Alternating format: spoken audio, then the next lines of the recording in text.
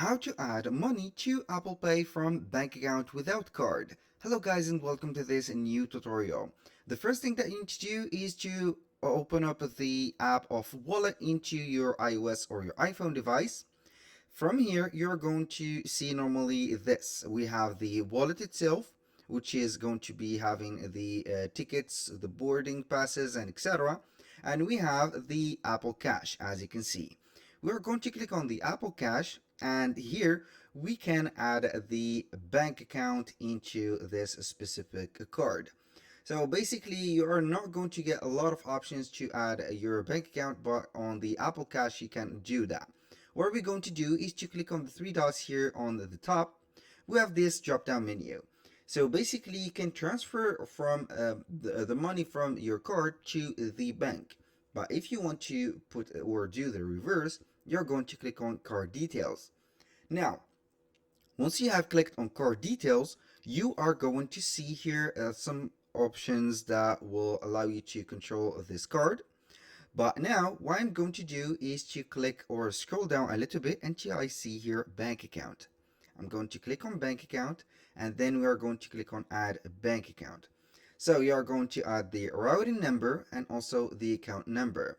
And after that, you're going to set up the next steps by linking your bank, put in some details of that bank, and etc.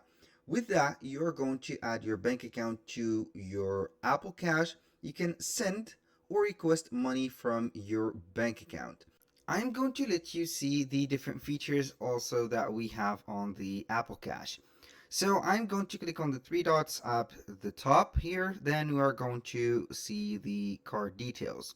This is the, as you can see here, option to add the balance or the money from your bank account to your Apple Cash.